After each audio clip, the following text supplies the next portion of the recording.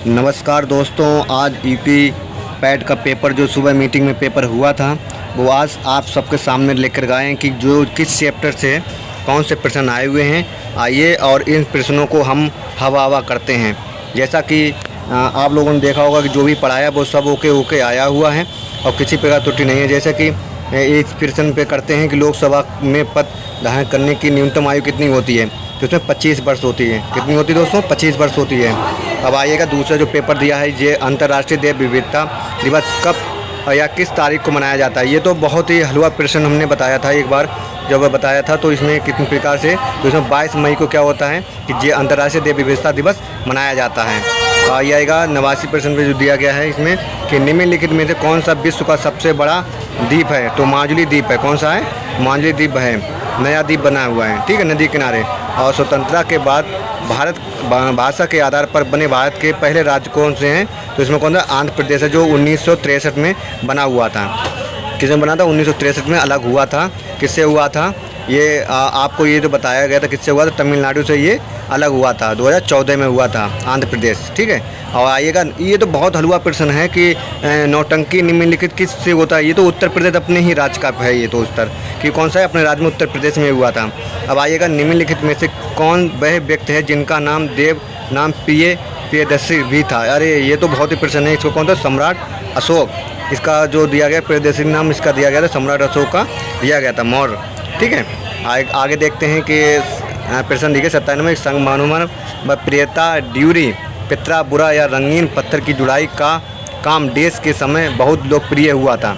ये शाहजहां ने बनवाया था। जो ताजमहल जो हुआ है ना, उसमें क्या हुआ कि शाहजहां ने उसमें संगमरमर पत्थर बनवाए हुए थे। कौन? शाहजहां ने, ठीक है। आगे देखिएगा कि निम्नलिखित में से किस युग में तांबे का पहली बार उपयोग किया गया था। इसमें मध्य पाषाण का या ताउम्र युग में किया गया था, ठीक है।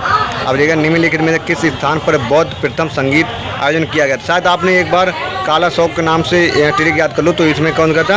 राजगीर दिया गया, तो राजगीर है या राजगीर है इसमें, ठीक है। आगे का जो देखिएगा, क्योंकि अब एक ट्रिक दिया गया था जिससे कश्मीर में हुई थी, राजगीर में हुई थी, ठीक है। उसके बाद इसके फिर हुआ था। आगे प्रश्न देखते हैं कि दांडी नमक यात्रा के दौरान निम्नलिखित में से किस सामाजिक कार्यकर्ता, तो इसमें मैडम कामा ने किया था। मैडम कामा ने किसके राजनीतिक पुरुष को सीमित रखने के लिए किया गया था। अब रहा है कि ईस्ट इंडिया कंपनी की स्थापना तब भारत में निम्नलिखित में किसका शासन था, ठीक है, तो मुगल सम्राट का शासन था। इसमें जब ईस्ट इंडिया कंपनी का हुआ था तो कौन सा? मुगल सम्राट में हुआ था, ठीक है।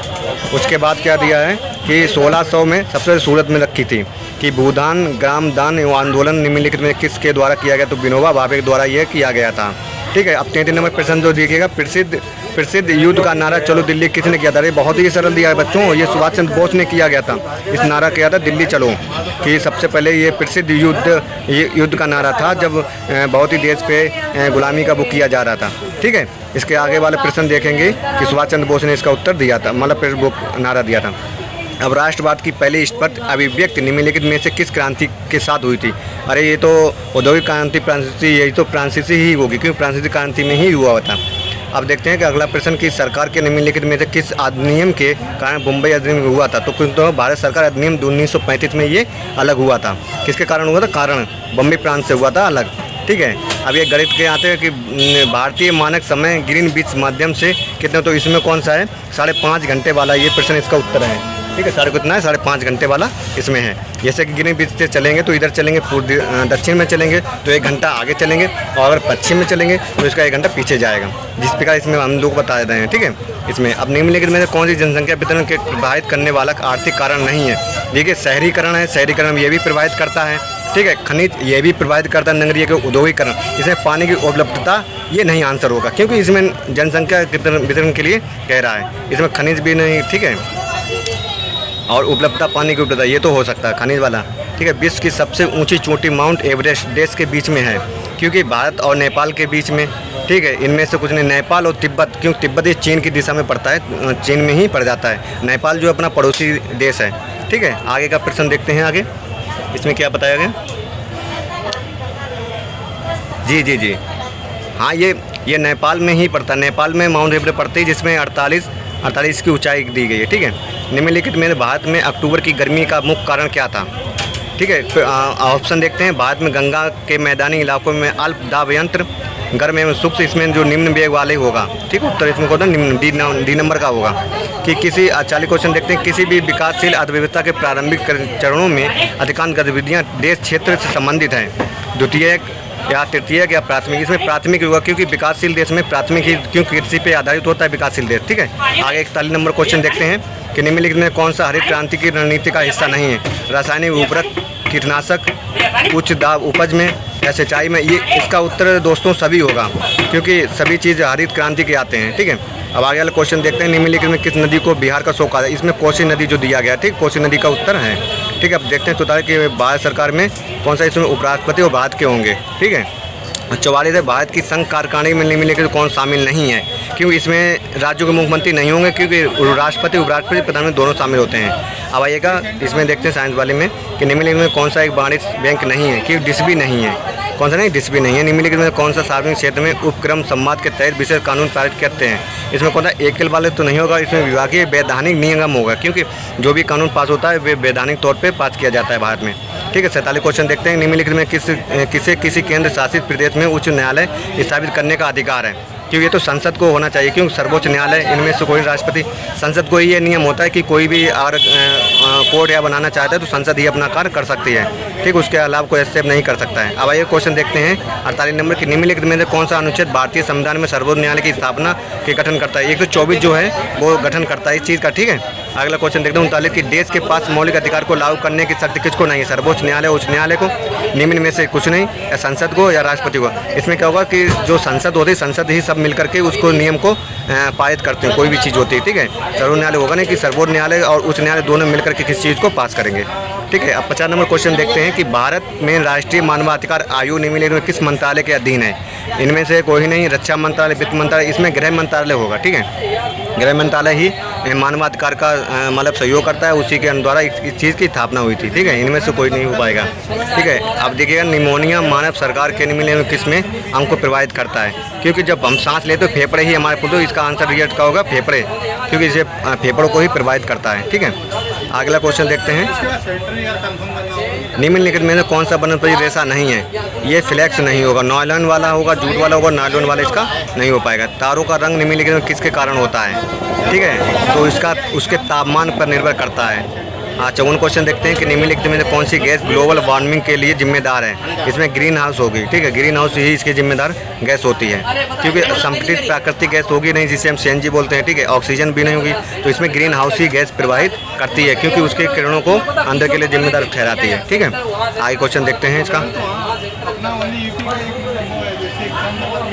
आगे वाली किरणों को रोकता है ना, इसलिए कि ख्याली पुलाव पकाना है। अरे इतना बहुत ही प्रश्न था कि ख्याली पुलाव, जैसे हम कहें कि मुझे नौकरी मिल जाना, पेपर ना डालूं नौकरी मिल जाए, तो इसका क्या हुआ कि असंभव बातों की कल्पना करना, जैसे किसी कार को ना हो पाना फिर भी उसको क्या हम वो करते हैं, ठीक है। इसका राइट आंसर क्या होगा, डी वाला होगा, असंभव बातों की कल्पना करना, ठीक है। अब किस विकल्प में सुगम युग का अर्थ वेद नहीं है, मतलब सही नहीं है, इसमें पूछा है कि अनिल माने, अनन माने, हवांग, ये सही है, ठीक। अविलंब वाले भी सही है, अंश माने हिस्सा भी सही, ठीक है। अपेक्षा उपेक्षा, इसमें अनलम और अविलंब वाला ये क्वेश्चन क्या होगा कि जैसे कि इसमें सभी ऑप्शन दिए हैं, ठीक है। सबसे लास्ट वाला जो होगा ना, तो ये इसमें जाएगा कि अपेक्षा को उपेक्षा भी होगा, ठीक है। इसके बाद अविलंब और बी वाला इसमें क्वेश्चन जो है इसका गलत है, ठीक है, और सब सही दिए गए हैं, ठीक है।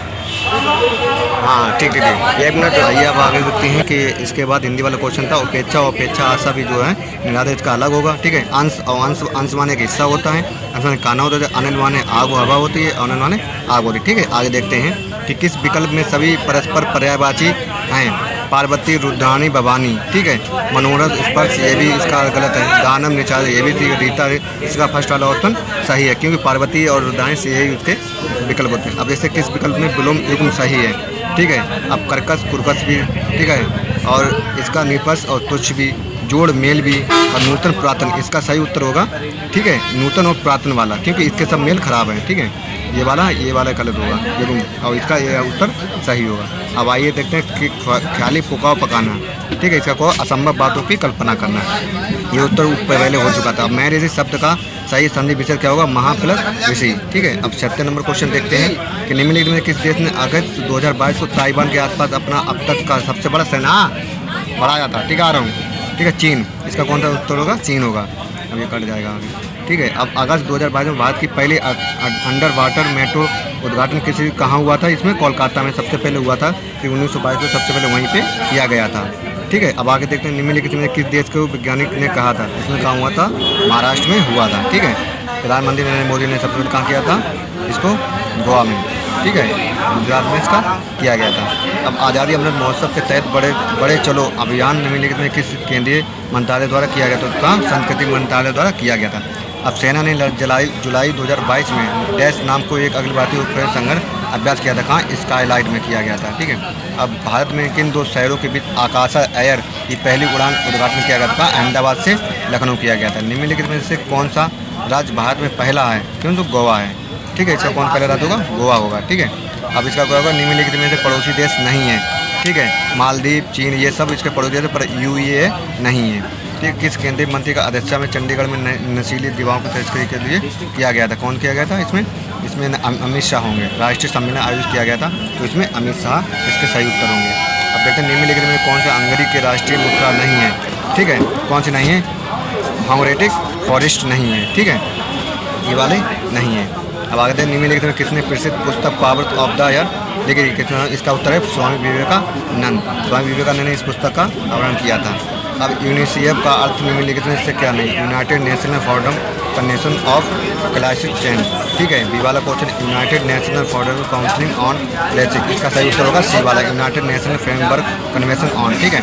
अब नौटंकी निम्नलिखित में से किस राज्य का? ये तो बता ही चुके थे, उत्तर प्रदेश का है, ठीक है। अब आगे देखते हैं कि जो भी प्रश्न हुए हैं इसमें से 10 में जो जितने प्रश्न हुए वो सभी लोग कमेंट में बता सकते हैं हमारे प्रश्न को कितने क्या हुए। जो भी बताएंगे ना उसके लिए धन्यवाद, बहुत बहुत थैंक यू।